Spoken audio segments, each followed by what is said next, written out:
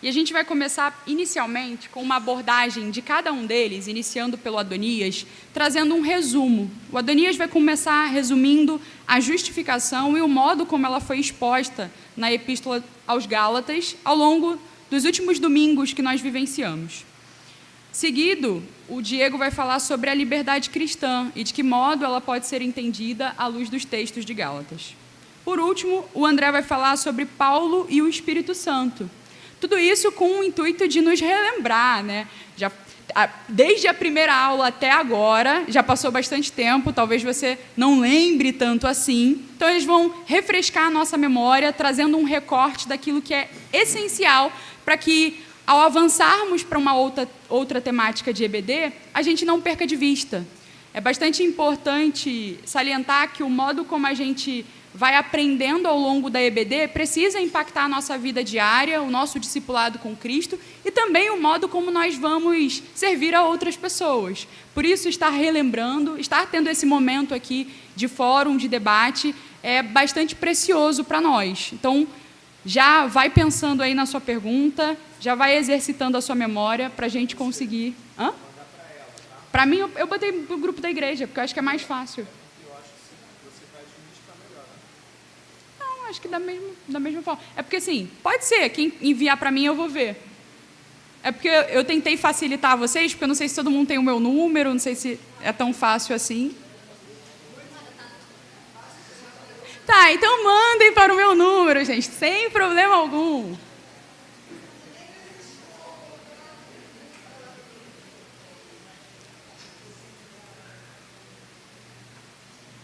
Bom, vamos lá? Ah, tá, querem filmar.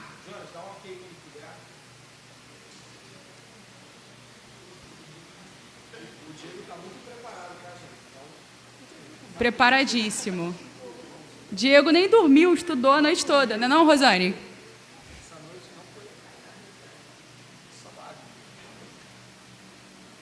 Mas se prepararam. Fizeram uma longa viagem até aqui. Os nossos conferencistas. Foi, Jonas? Bom, vamos lá. Eu queria que o Adonias começasse falando um pouco do tema justificação e, em seguida, Adonias, dizer de que modo, especialmente, esse tema te impactou como discípulo de Cristo. O que ter estudado, lecionado a Epístola de Gálatas fez com que, de alguma forma, você fosse sensibilizado pelo Senhor em alguma área que decorre desse entendimento de justificação. Pode falar para a gente? Irmãos, bom dia. Vocês conseguem me ouvir bem aí? Tranquilo? Ok, maravilhoso então. Nós vamos falar agora, neste momento, sobre justificação, como a nossa irmã já mencionou aqui, e eu creio que é um tema crucial para a Epístola aos Gálatas. Nós conseguimos perceber isso. Logo no capítulo 1, nós vemos o apóstolo Paulo falando de que houve um regresso por parte dos Gálatas em relação ao entendimento e à proclamação do Evangelho e em relação a algumas práticas também. No entanto, quando ele vai desenvolver essa discussão acerca do Evangelho, do modo como ele foi corrompido, a principal doutrina da qual Paulo vai falar ou vai refletir é sobre a justificação. Então, vocês conseguem perceber a relação tão próxima entre justificação e o Evangelho nesse caso? Quando Paulo fala de que o Evangelho precisava ser mantido puro, ele vai começar uma discussão sobre a justificação. Isso é muito interessante do ponto de vista daquilo que Paulo está fazendo aqui. E a gente sabe também que para a tradição reformada é muito importante a doutrina da justificação. Lutero, por exemplo, dizia que a justificação era o coração do Evangelho, era o centro ali do Evangelho. E basicamente o principal rompimento que digamos assim, a reforma protestante teve com o catolicismo foi em relação à justificação e é evidente que em relação a muitas outras coisas também que eram fundamentais naquela época. Eu vou começar então aqui, antes de entrar no texto bíblico, definindo o que é justificação, o significado de justificação. E olha só, definições são importantes, porque começamos da definição e partimos depois para a ampliação do conceito nesse aspecto. Não sei se eu vou conseguir fazer em 10 minutos, tá bom? Mas caso eu esbarre no tempo, por favor, pode falar. Então eu vou começar com uma definição aqui que eu peguei do Louis Berkhoff. Ele é muito bom com definições. Ele vai dizer o seguinte: justificação é um ato judicial de Deus. Nosso irmão Alain vai colocar ali para a gente. Foi? Vamos lá. A justificação é um ato judicial de Deus, no qual ele declara, com base na justiça de Jesus Cristo, que todas as reivindicações da lei são satisfeitas com vistas ao pecador. Ela é singular na obra da redenção, em que é um ato judicial de Deus, e não um ato ou processo de renovação, como é o caso da regeneração, da conversão e da santificação. Conquanto diga a respeito ao pecador, não muda a sua vida interior, não afeta a sua condição, mas sim o seu estado ou posição, e nesse aspecto difere de todas as outras principais partes da ordem da salvação. Ela envolve o perdão dos pecados e a restauração do pecador ao favor divino. Muito completa essa definição aqui do Berkhof. Mas observe alguns pontos aqui que eu vou tentar colocar para vocês brevemente. Primeiro, é um ato judicial de Deus. E nesse trecho, Berkhof ele repete essa expressão 2 vezes, ou seja, é algo que acontece no tribunal divino.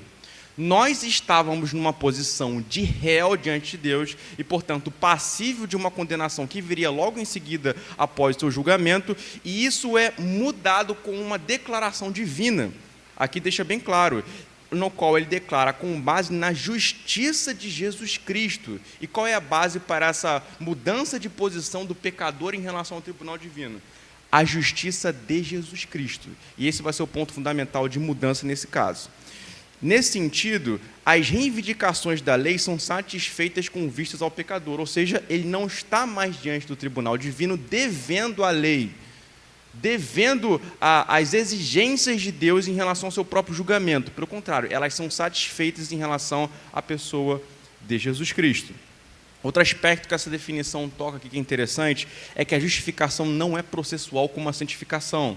Pelo contrário, ela é uma declaração imediata e definitiva de Deus em relação ao pecador. Então não é algo que o pecador vai alcançando aos pouquinhos. Pelo contrário, é uma declaração definitiva e imediata de Deus mediante a fé em relação ao pecador. Estão claros esses pontos, correto? Então, eu vou indo um pouco mais adiante para que a gente possa aprofundar alguns aspectos. No segundo slide, a gente tem a seguinte perspectiva. A base para a nossa justificação pode ser atribuída à obediência ativa e passiva de Jesus Cristo. Ou seja, não é apenas a morte de Jesus na cruz que garante a nossa justificação. Nós precisamos pensar em termos daquilo que Jesus fez nos seus dias na terra, obedecendo. Porque isso estabelece a nossa justificação. Por obediência passiva, vou começar por esse aspecto primeiro, nós falamos sobre o fato de Cristo receber na cruz os nossos pecados. Ou seja, os nossos pecados são colocados em Cristo, imputados a Cristo, creditados a Cristo. São termos que geralmente são usados na teologia para poder falar sobre a situação de Jesus Cristo ali na condição da cruz. E nesse sentido, Cristo é punido em nosso lugar. Há uma substituição. Jesus Cristo recebe a condenação por nossos pecados naquela cruz.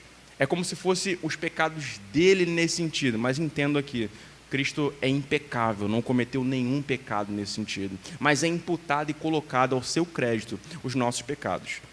Pela obediência ativa de Jesus, nós falamos sobre a vida perfeita de sujeição e obediência à lei e à vontade e decreto do Pai em todos os aspectos da sua vivência na terra. Cristo não cometeu nenhum pecado, pelo contrário, ele obedeceu perfeitamente à lei de Deus. E nesse sentido, a substituição, ela aponta na seguinte direção. Se o nosso pecado é creditado e imputado a Cristo na cruz, e ele é condenado em nosso lugar, a justiça e os méritos de Jesus Cristo, a sua retidão, nos é colocado em crédito, no nosso crédito, é imputado a nós e, portanto, somos absolvidos. Então, há uma dupla imputação aqui. Cristo recebe nossos pecados e nós recebemos a nossa justiça. Cristo condenado e nós absolvidos. Essa é a ideia fundamental e talvez o coração do entendimento que precisamos ter sobre a justificação. Aqui há um texto de Gálatas capítulo 3, verso 13 e 14, que transmite bastante dessa ideia. Cristo nos resgatou da maldição da lei, fazendo-se Ele próprio maldição em nosso lugar. Porque está escrito, maldito todo aquele que for pendurado em madeiro. a obediência passiva de Jesus Cristo aqui, recebendo a maldição em nosso lugar, para que a bênção de Abraão chegasse aos gentios em Cristo Jesus, a fim de que recebêssemos pela fé o Espírito prometido. Aqui nesse caso, a obediência ativa de Jesus nos garante o direito às bênçãos de Abraão, da qual nós estaríamos retidos e não teríamos esse acesso pelos nossos próprios méritos. Outra passagem, agora em 2 Coríntios, aquele que não conheceu o pecado, Deus o fez pecado por nós, para que nele fôssemos feitos justiça de Deus. 2 Coríntios capítulo 5, verso 21. Aqui fica muito claro o caráter da dupla imputação e da substituição também. Um pouquinho mais adiante. E aqui, mais um minuto, então eu vou fechar nesse aspecto aqui, tá bom? Vou tentar falar em um minuto, que não vai dar, mas vamos lá. A justificação também é entendida na Bíblia no ponto de vista objetivo e subjetivo. O que significa isso? No ponto de vista objetivo, nós falamos sobre aquilo que acontece de modo externo ao pecador, que é a declaração de Deus em relação ao pecador de que ele é justo. E no sentido subjetivo, nós falamos acerca da consciência do pecador ser aliviada do senso de condenação, como geralmente Hebreus fala e explica muito bem. Então, acontece em dois aspectos. Primeiro, objetivo. No tribunal de Deus, de modo externo ao pecador, ele é declarado justo e absolvido de seus pecados. E no sentido subjetivo, é basicamente a ideia de que o pecador tenha consciência de que é perdoado. E o que ilustra muito bem isso é no Peregrino. Quem já leu o Peregrino aqui? Quando o fardo lhe cai das costas e ele sente o alívio de ser agora perdoado. Existem esses dois aspectos geralmente comunicados em relação à justificação. Mas é interessante pensar o seguinte: às vezes, no decorrer da nossa vida cristã, esse senso subjetivo se perde um pouquinho. E a gente fica um pouco entorpecido e perde um pouco a consciência. Será que eu sou perdoado mesmo? Será que eu sou salvo mesmo? Isso pode acontecer, mas isso não muda o fato objetivo da coisa, de que no tribunal de Deus estamos perdoados e absolvidos. Ok. Acho melhor as perguntas acontecerem após, imediatamente, a fala ou ao término, porque eu acho que...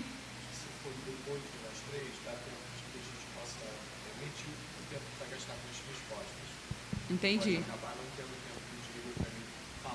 Entendi. Ok. Então vamos lá, Diego. Diego agora vai trazer um pouquinho para nós acerca da liberdade cristã. Bom dia a todos. Eu vou começar pelo fim, né, como a Tamires perguntou, como isso, o tema liberdade cristã, me afeta como discípulo de Cristo. Eu lembro de uma frase do discipulador de Martim Lutero, Johann von Stolpitz, na qual ele disse que nós ensinamos melhor aquilo que nós mais precisamos aprender. E quando eu estava na aula sobre liberdade cristã, que foi na sala da minha casa, esse tema me veio à mente, né, de como usar corretamente a liberdade cristã de uma forma que não seja pecaminosa. Então foi um tema que pessoalmente falou muito comigo.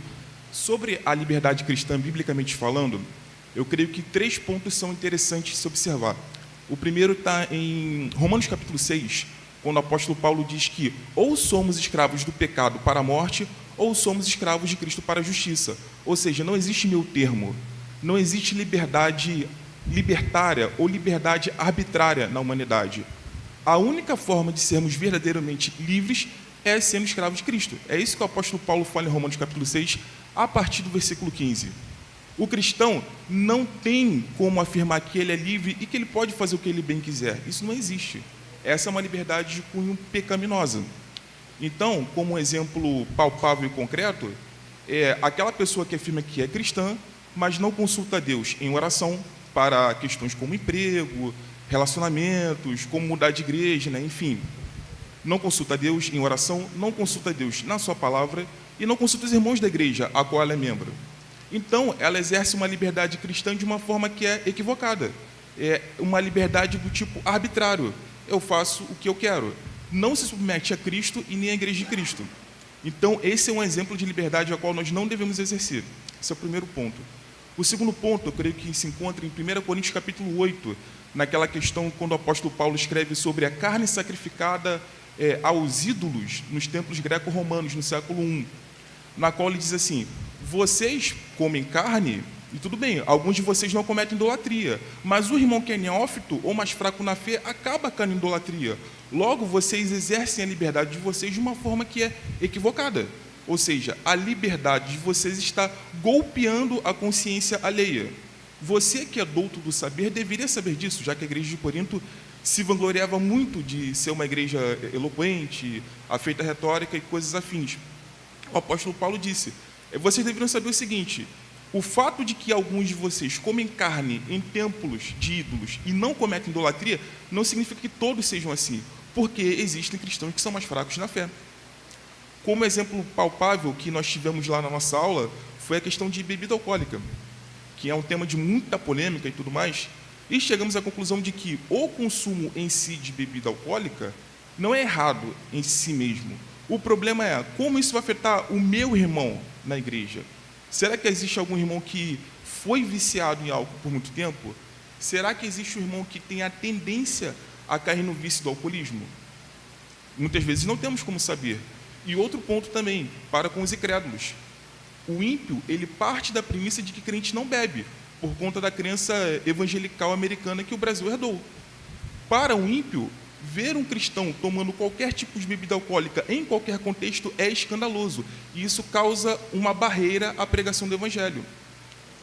Por isso, nós entendemos que é equivocado, por exemplo, alguém que afirma ser cristão ficar postando fotos de bebida no Instagram ou no WhatsApp, ou postando foto de ressaca, ou coisas afins, porque isso pode causar e causa uma barreira à pregação do evangelho. E se estamos sendo pedra de tropeço nesse sentido, é o pior dos cenários para o cristão.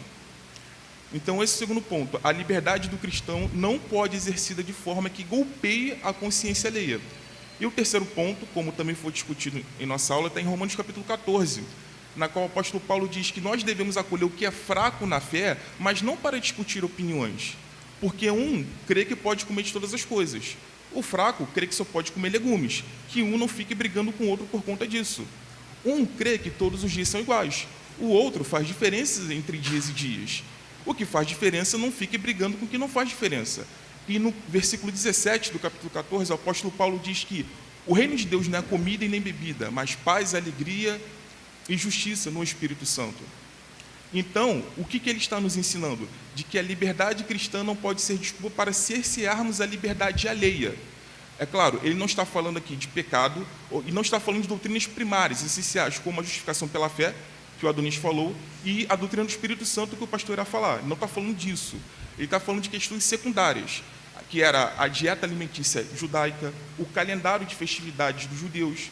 Eram essas questões que eram periféricas, secundárias para a fé cristã, que o apóstolo Paulo estava se referindo. Então, um exemplo aqui mais ou menos palpável.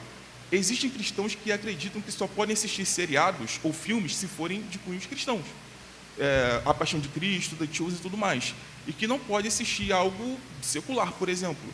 Já existem outros tipos de cristãos que afirmam que podemos ver quase todos os tipos de seriados, desde que envolvam pecados, ou filmes, e por aí vai.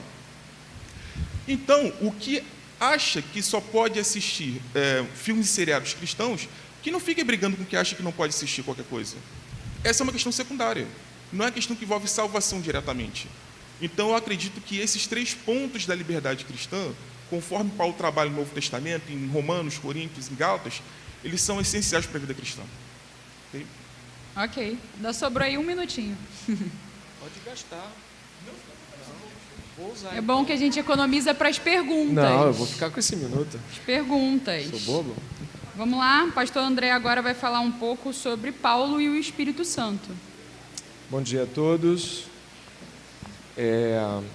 A minha posição aqui, como está muito perto das aulas que nós tivemos do Espírito Santo há 2 semanas atrás, não é remontar o aspecto trinitário e econômico do Espírito Santo, tá bom? Eu vou partir diretamente para aquilo que é a proposta de Paulo em Gálatas. E qual é a proposta do apóstolo Paulo em Gálatas? Já eu cumpro a missão de também dizer a implicação que isso foi para mim em termos de vivência, tá bom?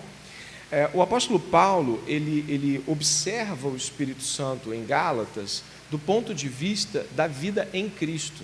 Ou seja, ele não faz uma exaustiva explicação do Espírito Santo, como até, por exemplo, o Evangelho de João traz muito mais nuances de suas operações. O apóstolo Paulo, ele está convicto de que ele deve explicar aos Gálatas como o Espírito Santo entra na vida deles e como o Espírito Santo opera na vida deles.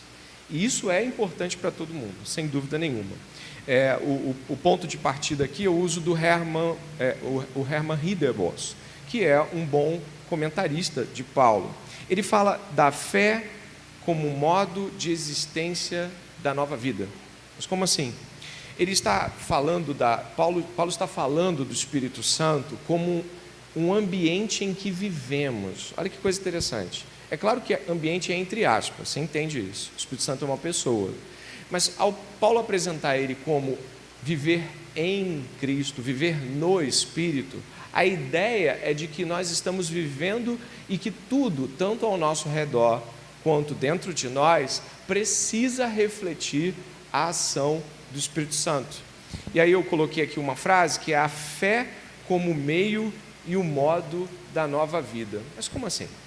Vocês devem ter reparado na fala do Adonias que ele falou sobre justificação. Em Gálatas fala sobre justificação pela fé.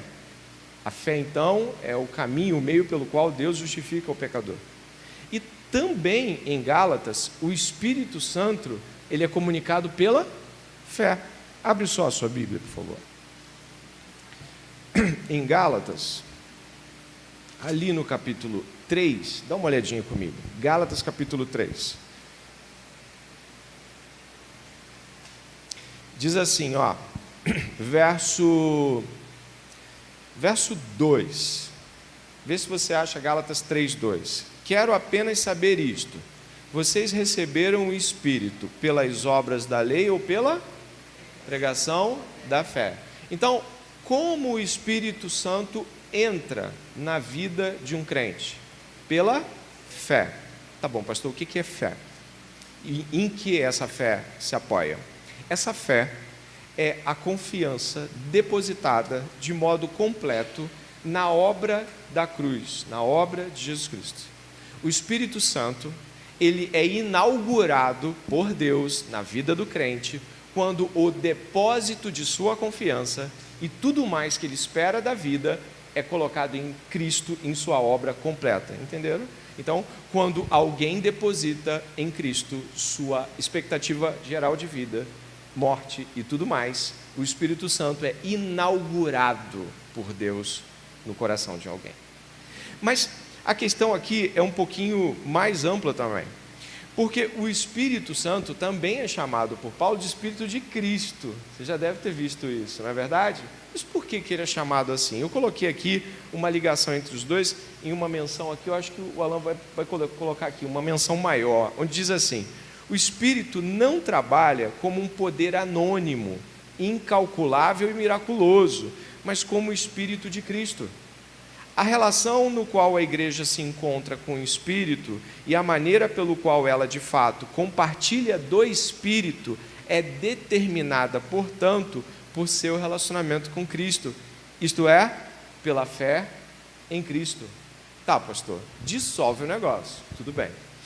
Quando você recebe o Espírito Santo, você recebe ele e inaugura ele pela fé em Jesus. A fé em Jesus desperta o crente da vida para a morte, ou da morte para a vida, e o que acontece? O Espírito Santo passa a habitar nele. O Espírito Santo é pessoa de Deus. Mas como é que o Espírito Santo cresce e começa a atuar de maneira deliberada e profunda na vida do crente? Por crescentes depósitos de fé em Cristo, continuamente crendo que sua obra é suficiente. Quanto mais você deposita a fé em Jesus, o Espírito Santo continua agindo de modo deliberado no seu coração. Quando é que a gente vê que a ação em Jesus Cristo, a ação do Espírito Santo diminui no nosso coração? Quando nossa fé passa para outras coisas, pessoas. Então o Espírito Santo, ele age por meio da fé. Fé em quem? Em Jesus. Não é fé no Espírito Santo. O Espírito Santo age por meio da fé em Jesus.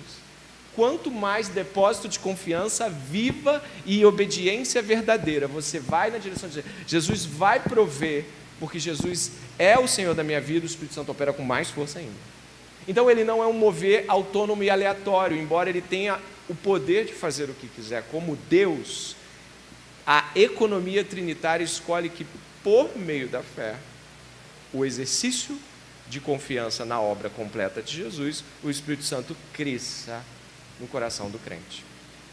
E aí é que vai estar o ponto onde eu vou fechar aqui os 4 minutinhos. O que acontece? Quando você vive pela fé, você vive em Cristo. Essa é uma expressão muito cara para Paulo.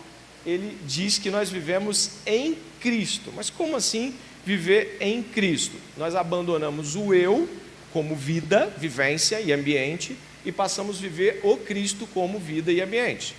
Eu estou usando aqui algumas expressões que são comuns, por exemplo, a quem leu Vadislau, né? Ambiente e tudo mais. Mas olha o que você vai ler agora. O significado, o Alan pode jogar, o significado é que para esta vida ele não está mais ligado ao seu próprio ego, ou eu de mim mesmo. Eu gosto disso, eu quero fazer isso, eu preciso disso, eu necessito disso. Não, isso era a vida passada. Como é que é a vida no Espírito? Cristo exige isso e darei isso. Cristo requer isso. Cristo deseja isso. E aí o Espírito Santo amplia-se em poder e forma no coração do crente. Olha que operação conjunta, a fé em Cristo e a operação do Espírito. E diz ainda, pois esse eu foi crucificado com Cristo. No lugar do eu, acho que está aí, né, Alan? Você colocou, obrigado. É Cristo que vive nele.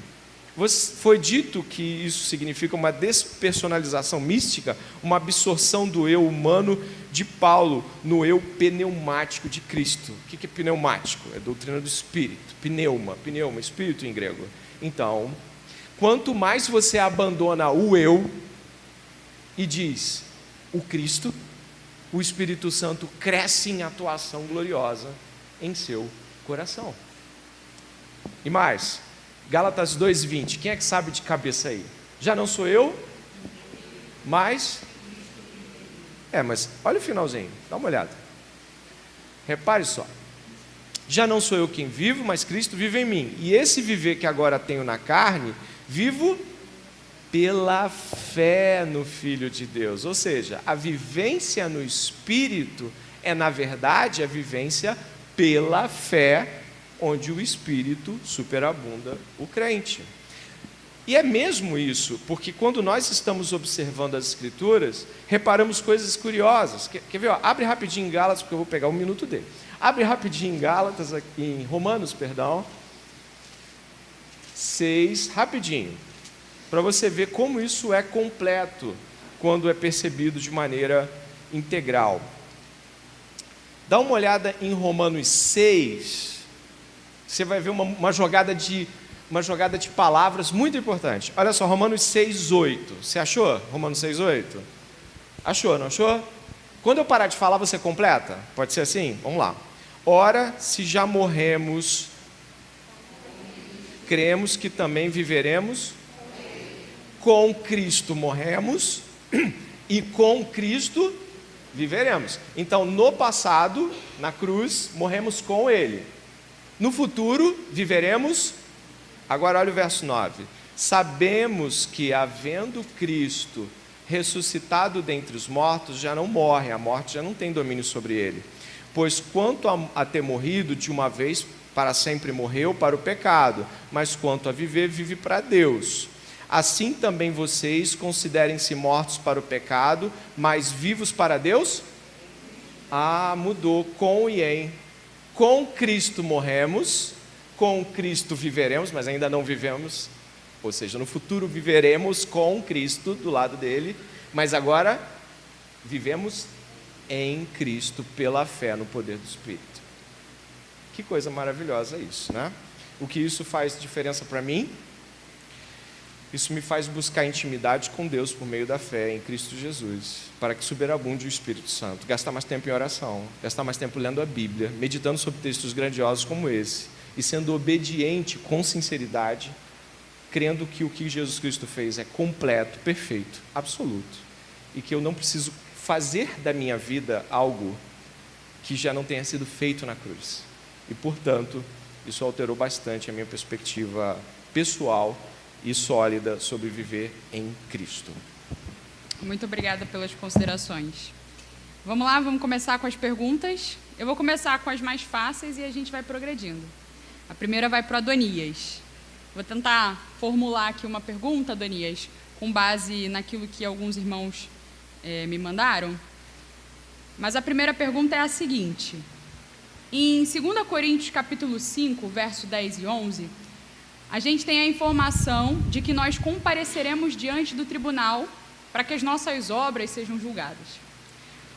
De que modo a compreensão desse texto e a compreensão de justiça de Deus na Epístola aos Gálatas, ou seja, de que o pecado já foi julgado, de que Cristo é o nosso substituto ali perfeitamente, se relaciona com o nosso entendimento? Aí a pergunta é, em síntese, eu vou comparecer diante de um tribunal para que as minhas obras sejam julgadas por Deus? Bom, eu acredito que sobre esse versículo existem opiniões divergentes em termos escatológicos. Alguns tendem a imaginar, inclusive, basicamente aquela ideia de que você vai estar diante de Deus e um telão vai estar passando todos os seus pecados, as coisas que você fez, as boas obras por outro lado, e ver o que pesa mais, se você pode ir para o céu ou não com base nisso. Eu acho isso aterrorizante. Eu creio que isso aconteceu com a minha vida, já era para mim, acabou. Mas, no entanto, como eu entendo essa passagem, eu acredito que diante do tribunal de Deus e diante do julgamento nesse caso, e de fato estaremos corandel nesse aspecto, ou seja, diante da presença de Deus, até Hebreus capítulo 9, versículo 27 diz isso, entendeu? Que após a morte vem o juízo, ou seja, vamos estar de fato diante da presença de Deus após a nossa morte ou no retorno de Cristo ou algo parecido. Mas eu particularmente acredito de que, apesar das nossas obras serem julgadas, o que vai, digamos, pesar em relação à consideração divina, no nosso acesso à vida eterna, é basicamente as obras de Cristo nesse sentido. É importante frisar que o capítulo 5, ali do versículo 11 ao versículo 21, que menciona a ideia da substituição ali no final, estão dentro do mesmo contexto ou da mesma perspectiva. Então, digamos assim, as nossas obras serão pesadas diante de Deus, mas aquela que basicamente vai nos recomendar a vida eterna será as obras de Cristo nesse sentido, e essa que vai ser pesada em nosso favor e em nossa consideração. Eu não sei se é uma resposta satisfatória, entendeu? Mas é até onde eu consigo compreender esses aspectos. Os demais convidados querem contribuir? Nada a retirar da resposta. E tem os pontos de curiosidade das pessoas, que não são respondidos pela Bíblia. Aparecerão os nossos pecados? Não sei. Aparecerão nossas falhas? Não sei. Mas uma coisa é certa, em João diz que a gente não precisa ter medo de ir para lá. E lembrando de que Jesus é figura escatológica de juiz, e é juiz sobre todos. Então, a comparecer diante do tribunal não implica em condenação, mas implica em assumir claramente na nossa mente de que ele é juiz, tanto dos que serão condenados, quanto dos que já foram em Cristo absolvidos. Agora, nossas mentes divagam em como isso vai ser. Até porque o apóstolo Paulo também fala que algumas obras são de palha e vão ficar por aí. Então, nesse ponto, irmãos, é importante que a gente não confunda nossa vontade de descobrir o que não está escrito com a certeza de que seremos absolvidos em Cristo, já fomos, e de que não precisamos ter medo daquele grande dia. Vamos chegar lá tranquilo. Isso é maravilhoso, não é?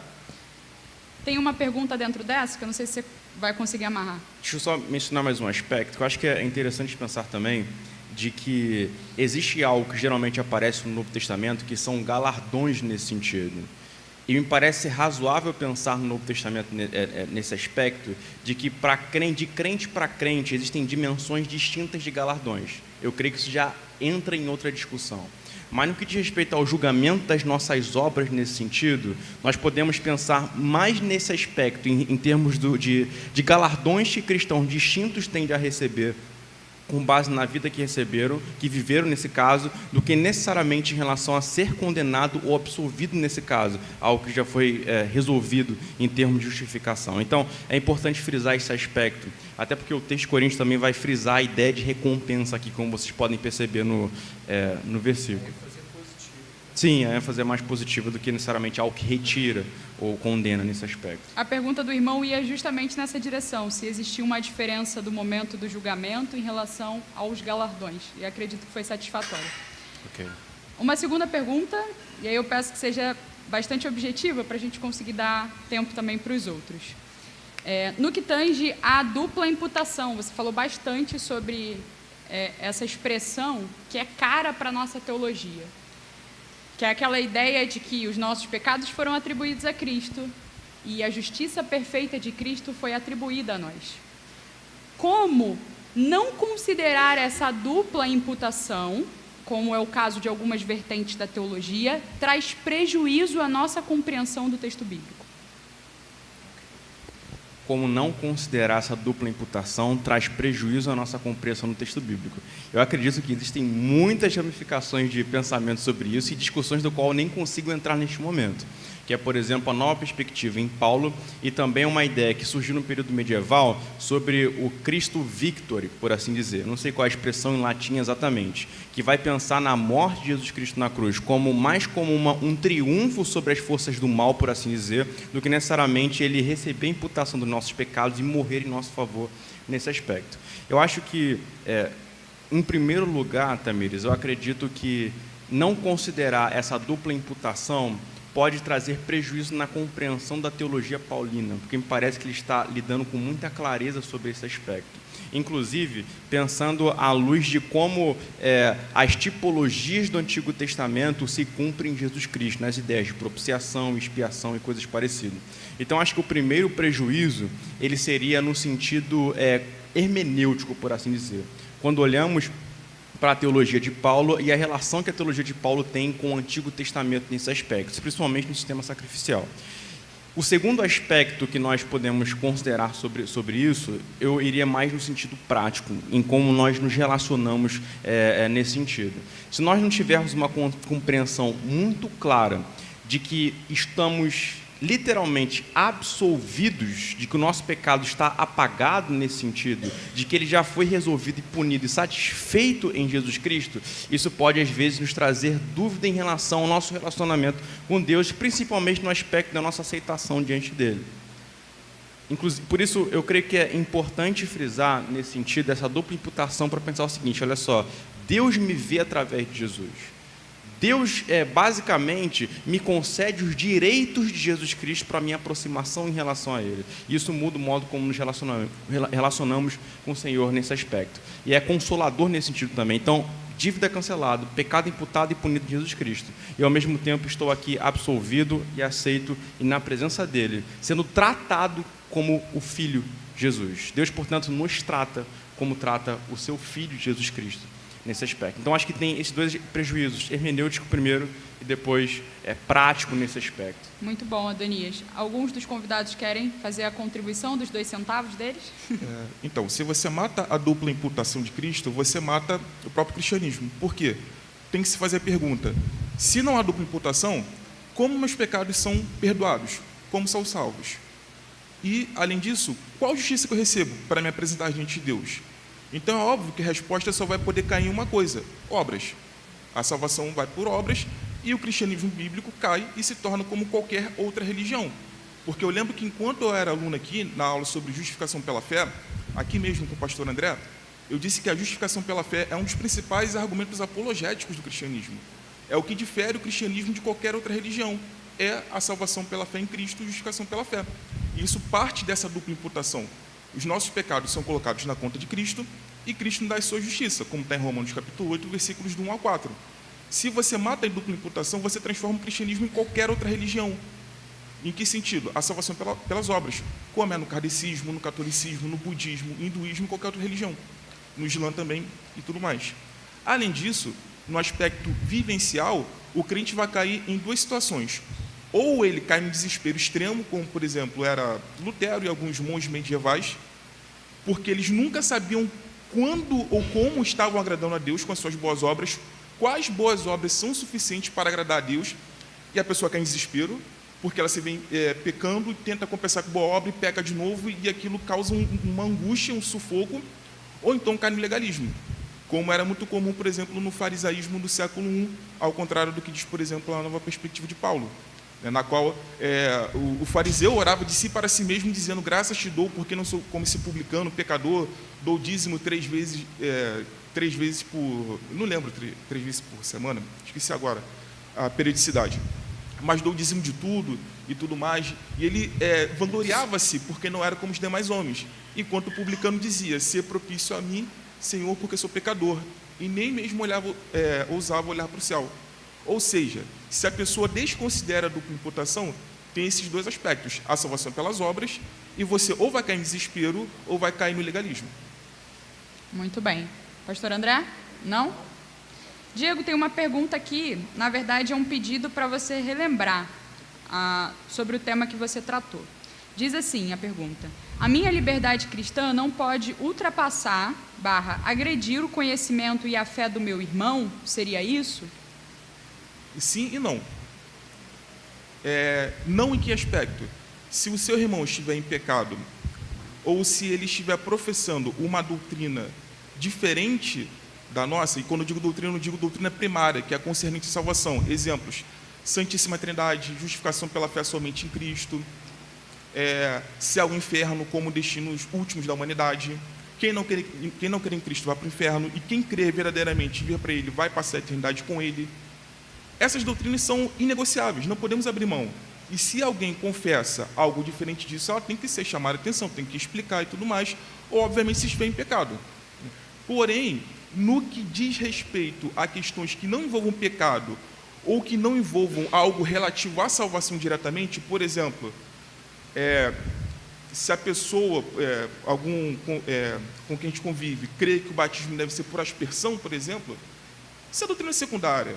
Os batistas confessam que o batismo é por imersão, ponto. Mas supondo que a gente conviva com alguém que não é batista, é presbiteriano. Cara, eu não vou tentar convencer o cara de que o batismo é por imersão. Na boa, isso é secundário. A igreja presbiteriana batiza por aspersão, ponto. Eu não vou mudar a igreja presbiteriana. Se o cara quiser crer que é por imersão, então ele deve procurar uma igreja que batisme por imersão. Isso é uma doutrina secundária. Outra doutrina secundária, forma de governo de igreja. A igreja batista é congregacional, né? É 50% mais um, sendo um pouco rasteiro. A igreja presbiteriana ela é representativa. A maioria elege uma minoria e essa minoria vai exercer o governo da igreja. Existem igrejas episcopais, ou seja, tudo se concentra na figura de uma única pessoa. Olha, a gente pode ter divergência em ponto aqui e ali. Eu posso defender meu ponto, o presbiteriano, o pentecostal pode defender o dele, tranquilo. Mas isso não tem que ser um campo de guerra, isso não tem que ser um campo de batalha. Temos coisas mais urgentes com que nos preocuparmos. Então, no que diz respeito a essas coisas secundárias, ou, por exemplo, ouvir ou não música secular, ver ou não um filme ou série secular, meu ver, são coisas secundárias. Você pode até conversar, tentar argumentar numa boa, mas isso não deve ser transformado num campo de batalha. Essa é dessa forma como eu vejo. Porque não envolve uma questão última de vida ou morte. Pelo menos eu penso assim. Não sei se consegui responder a quem fez a pergunta. Meu irmão, depois, qualquer coisa, manda novamente que a gente tenta esclarecer. Vamos ao pastor André, e aí depois a gente volta? Pode ser? Pastor André, tem uma pergunta aqui que tange a um pouco aquilo que foi a pregação na Epístola aos Gálatas.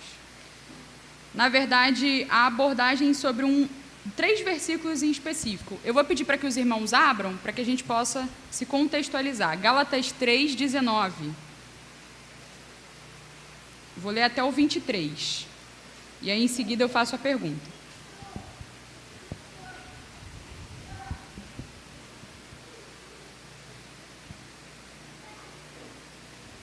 Diz assim: logo, para que é a lei?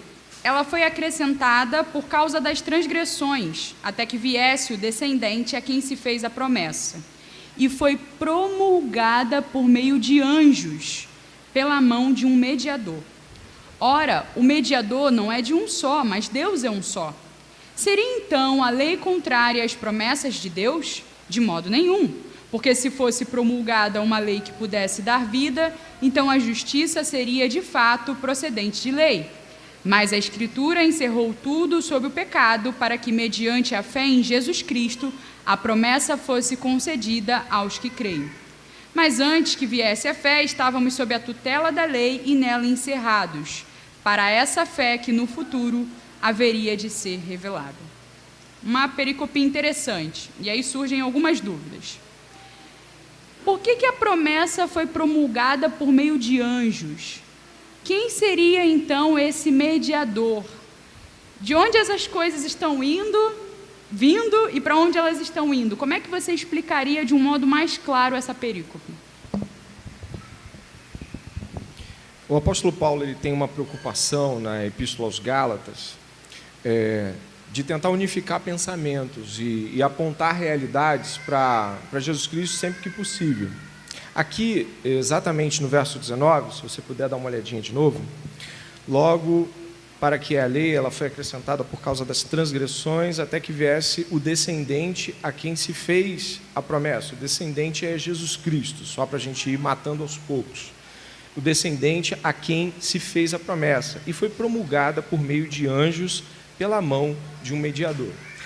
Não há um consenso único. Para anjos, alguns apontam realidades de que os mensageiros de Deus também são considerados ângelos ou ângelos, já que é uma palavra parecida. Mas a ação por meio do qual a palavra de Deus chegou também envolveu questões que envolviam até aparecimento de anjos. Por exemplo, não sei se você se lembra de Abraão. Abraão encontrou com figuras angelicais, inclusive no Carvalho de Manhã, ele oferece uma comida. E existe lá uma figura que é um pouco diferente. Ela aparentemente pode nos lembrar uma aparição pré-encarnada do Verbo, por exemplo. Isso são visões teológicas. A ideia de mediação aqui me parece apontar mais para a ideia do próprio Moisés e daqueles que são figuras mediatórias até então. Obviamente, se você der uma olhadinha aqui, e foi promulgada por meio de anjos pela mão de um mediador. Ora, o mediador não é de um só, mas Deus é um só. Então, a visão aqui, apesar de ser um pouquinho difícil de pensar, nós temos figuras mediatórias como Moisés. Abraão é uma figura mediatória considerada por alguns como, por exemplo, Gerhard Voss considera Abraão uma figura que vai fazer uma mediação até a chegada do descendente. Então, não existe uma categoria apenas para pensar. Abraão, Moisés e, principalmente Moisés, são figuras mediatórias. Os anjos podem ser figuras tais como essas, figuras angelicais comuns que aparecem dentro desse formato teofânico, ou podem ser até mesmo os profetas. Um dos autores que eu li considera que até mesmo isso pode ser dito. Essa é uma passagem de Gálatas que tem N variações e percepções. Eu abro até para eles aqui. Quando eu fui pregar essa passagem, por haver muitas visões diferentes, eu falei, cara, se eu tocar nisso, eu teria que fazer o que eu estou fazendo agora, explicar visões diferentes. Isso ia perder o sermão do seu tom principal, que é o quê?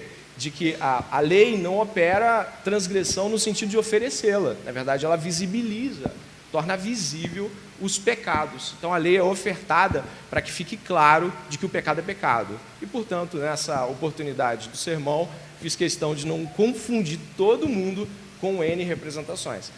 Todos os comentários que eu peguei, eles traziam visões diferentes. E quando isso acontece, eu não jogo isso para o sermão. Por quê? Porque eu não tenho uma opinião? Não, gente, porque isso vai dar um baita BO. As pessoas vão ficar pensando em N coisas e vão esquecer do tema principal. Tá bom? Acredito que um ponto importante nisso que você está ressaltando, pastor, é de que ao longo, por exemplo, das exposições que são feitas no domingo à noite, aqueles textos, aquelas perícopes que porventura não foram perícopes nas quais você optou por esclarecer, que você anote, guarde, porque todo término de EBD a gente tem esse momento. E aí você vai ter uma oportunidade como essa de esclarecer algo que não ficou claro, ou seu entendimento talvez que sempre foi de um jeito e que talvez você não tenha segurança para pensar daquela forma. Então é importante que ao longo dos sermões a gente possa ali circular alguma expressão, alguma palavra, porque certamente a gente vai ter uma oportunidade para poder esclarecer, né? Mas agora eu quero fechar com aquela que eu considero que seja a minha opinião, que é justo também eu ficar falando um montão de teóricos, aí não tenho uma opinião. Eu acredito aqui que a figura de mediação aponta mais para Moisés, do ponto de vista geral, e de que a ideia angelical é mesmo uma ideia corrente. Se você observar, por exemplo, o autor de Hebreus usa muito essa questão dos anjos para envolver comparações com Jesus Cristo. Então, eu acredito que sejam figuras angelicais, desse ponto de vista objetivo, e de que a mediação aqui aponte mais para Moisés do que para outras figuras. Então, é uma visão pessoal e que eu resguardo aqui se você também tiver uma diferente. Não tem problema. Qual foi o teórico que você estudou para ter essa posição? Olha, eu observei que o Stott se alinha mais para isso. Eu gosto do Stott, apesar dele não ser exaustivo. O N.T. Wright deixou isso meio que no vazio. Afinal, o pensamento do N.T. Wright é mais defender a NPP o tempo todo. O Gerhard Voss, ele aponta para realidades que operam Moisés, mas deixa em aberto também questões. Eu gostaria muito que o Carson pudesse falar, porque o Carson, quando você está lendo o Carson, ele bota assim 5 ou 6 coisas que podem ser, você se convence de todas elas e no final ele diz que é outra. Mas eu não achei nada que o Carson tivesse escrito. Se meus colegas tiverem uma visão pessoal sobre isso, não tem problema de falar, não. Para mim, de modo específico, era um texto, ou era uma perícope mais difícil, assim, nebulosa. Não tinha tanta facilidade de explicá-la, não. Mas que bom que você esclareceu. Vamos lá? Pastor André, agora, perguntas objetivas a respeito do Espírito Santo. Eu acho que essa todo mundo, de certa forma, quer saber. Como uma igreja continuista pode hoje buscar o Espírito Santo? Molinha essa, hein, gente? Começamos bem. Por meio da fé em Cristo. Estou errado? Bom, como é que ela pode buscar? O Espírito Santo, ser cheia do Espírito Santo. Muito bem. Acho que o apóstolo Paulo ele não deixa muitas dúvidas, e eu quero abrir em algumas certezas aqui, como a epístola aos Efésios, a igreja de Éfeso. Dá uma olhadinha, por favor. Capítulo 5, verso 18, diz assim. Eu vou rapidinho, porque eu não sei quanto a gente tem de tempo, tá? 5,18. E não se embriaguem com vinho, pois isso leva à devassidão, mas deixem-se encher do Espírito, falando entre vocês com salmos, hinos e cânticos espirituais, cantando e louvando com o coração ao Senhor, dando sempre graças por tudo a nosso Deus e Pai, em nome de nosso Senhor Jesus Cristo. Aqui, repare que o encher-se do Espírito está relacionado a cânticos que cantamos uns para os outros ouvirem. Esses cânticos aqui, repare a variação, salmos, hinos e cânticos espirituais. Salmo, todo mundo sabe que é salmo porque tem na Bíblia. Mas e os hinos e os cânticos espirituais? Eram composições da igreja primitiva que ressaltavam a obra de Jesus. Alguns desses hinos e cânticos espirituais estão presentes na Bíblia. Em Filipenses tem, em Colossenses tem. Então, eles estavam cantando Jesus. Quando a gente canta Jesus, a gente lembra do que Jesus fez. Portanto, a fé que opera no crente, ao lembrar-se, compreender e se achar dentro da obra de Jesus Cristo, essa fé enche o crente do Espírito Santo. É claro que isso, na minha opinião, Tamires, não é uma questão de continuistas ou não. Isso é uma questão geral. Isso aqui, encher-se do Espírito Santo, não é sobre presbiterianos congregacionais ou pentecostais, é sobre todo crente. A gente pode entrar em discussões mais intrínsecas a dons que não sei se hoje seriam... Sim, eu acho que a linha tênue da pergunta ia mais nessa direção de que modo a busca pelo Espírito Santo impactaria nos dons. Por isso que eu usei a expressão continuista, né? De que modo uma igreja continuista, tendo em vista de que o Espírito Santo foi exposto ao longo de todos os domingos, foi enfatizado, como a busca disso se dá no tempo presente. E quais são os limites da gente compreender isso?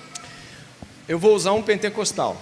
Pronto, fica mais fácil assim. Eu estava lendo o Grant Osborne, e ele citando, mencionando e comentando Atos capítulo 2, Grant Osborne, só para deixar claro, ele é um pentecostal sim, faleceu há pouco tempo, um teólogo excelente, tem um grande livro chamado Espiral Hermenêutica, alguns aqui já tiveram a oportunidade de ter contato com ele, e o Grant Osborne tem vários comentários bíblicos. No comentário de Atos, precisamente no capítulo 2, ele responde a essa indagação de como devemos vivenciar a realidade do Espírito Santo e a busca por dons ou mesmo operações nesse sentido. O Grant Osborne, ele diz o seguinte: na minha opinião, as pessoas têm a liberdade de buscar e o Espírito Santo tem a soberania de conceder ou não.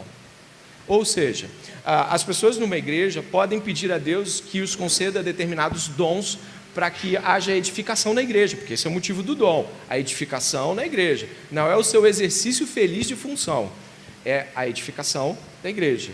mas o Espírito Santo é soberano nesse sentido para conceder-lhe ou não estes dons. E o apóstolo Paulo, na Epístola aos Coríntios, capítulo 12, diz que devemos pedir, e não há nenhum problema.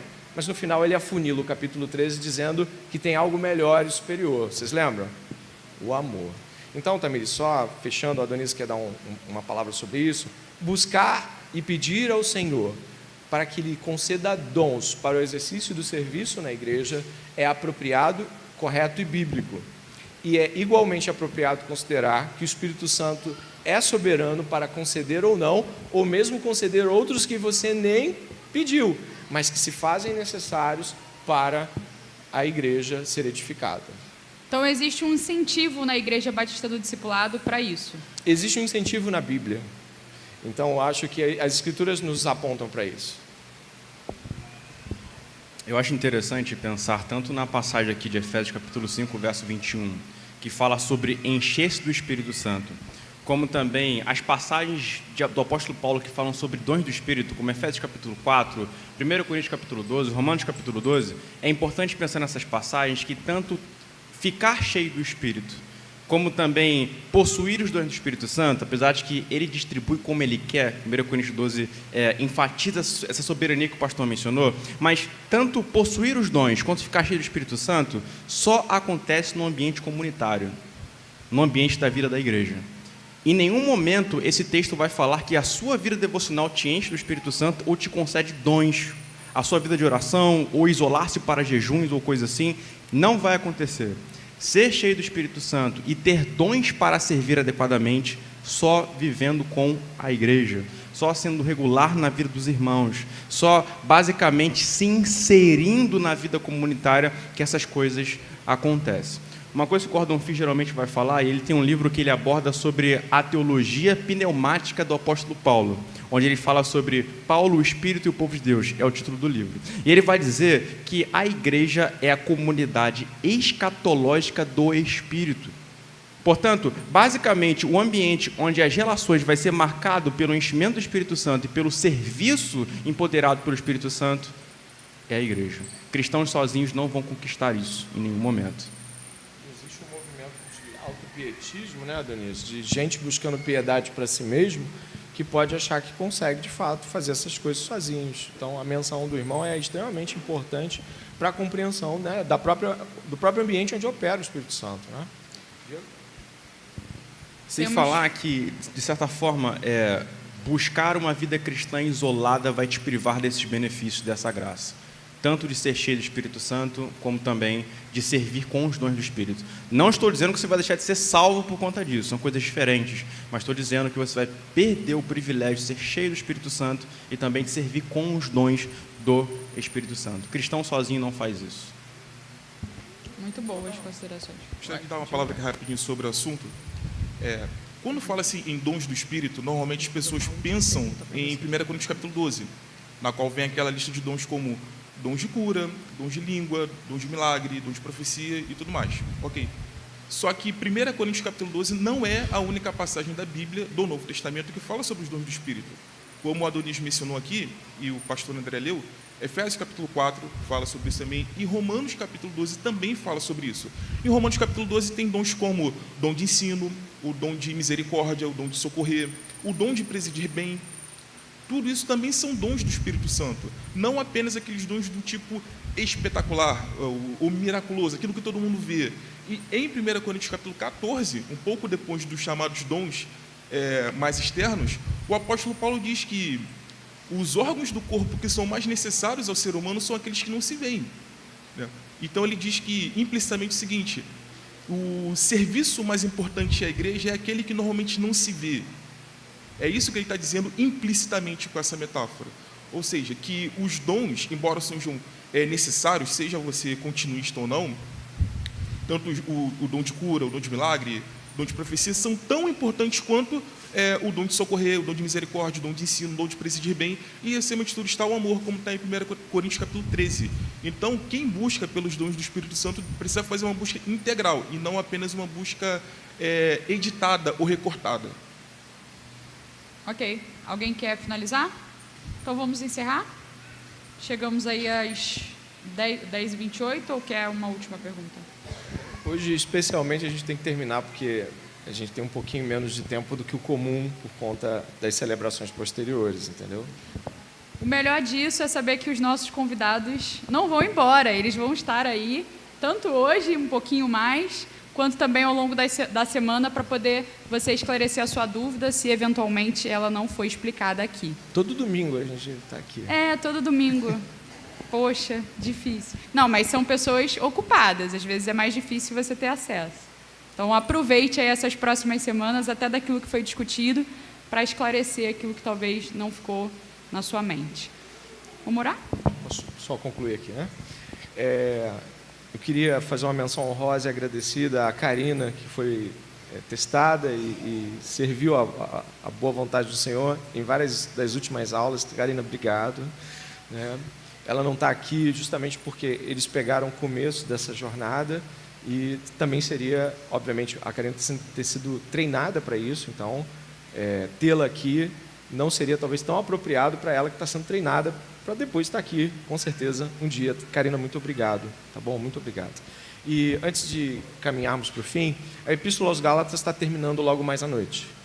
O último capítulo, a última parte do capítulo 6, um aspecto muito dramático da Epístola, as marcas de Cristo, né, que Paulo tanto salienta, vão estar logo mais à noite sendo expostas. A igreja tem sido diligente na presença do culto à noite, e eu ressalto, volte até as pregações anteriores, ouça de novo, ouça os ensinos de escola bíblica, é para isso que ficam gravados, para a gente voltar e pegar o material mais uma vez, mais uma vez e mais uma vez. Queria agradecer aqui os irmãos que diligentemente serviram a obra do Senhor nessas manhãs, agradecer a Tamires que fez uma boa mediação. Ficou muita pergunta de fora? Não, ficou umas 3 perguntinhas só.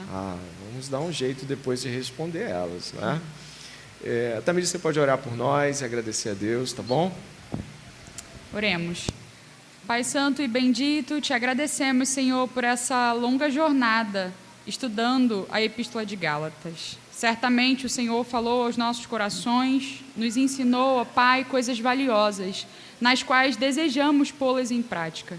Te pedimos que a nossa mente possa ser reavivada, ó Pai, com aquilo que falou ao nosso coração, nos conduzindo a uma resposta de fé, a uma resposta de obediência e trazendo ao nosso coração a segurança necessária. Que em nome de Cristo Jesus, aquilo que nós aprendemos possa ser uma ferramenta importante na nossa caminhada individual e que possa também, ó Pai, ser algo que venhamos a transmitir com fidelidade a outros. Te pedimos, ó Deus, para que o nosso coração esteja sensível a tudo aquilo que o Senhor nos fez. Pai, a nossa igreja que busca diligentemente abordar a doutrina de um modo preciso, é uma dádiva tua, é um presente, ó Pai. Nós te louvamos porque somos imerecedores desse presente. Te pedimos, Pai, que a nossa resposta a isso possa ser uma resposta diligente, não somente nos estudos, voltando aos conteúdos que foram explicados aqui, como também, ó Pai, indo adiante, transmitindo com fidelidade. Assim nós oramos, agradecendo, ó Pai, pela vida de cada um dos expositores aqui, da Karina, do Anderson, do Adonias, do André, para que o Senhor continue os enchendo do Teu Santo Espírito, para que eles venham diante de nós, a igreja, transmitindo, ó Pai, aquilo que o Senhor tem posto no coração de cada um deles. Renova, ó Pai, as suas forças para aquilo que vão ser as próximas séries e prepara desde já, Senhor, aquilo que nós precisamos aprender. Assim nós oramos, ó Pai, encerrando um ciclo, mas animados pelo que há de vir, pois estudar a Tua palavra é maravilhoso. É em nome de Cristo Jesus que nós fazemos essa oração. Amém e amém.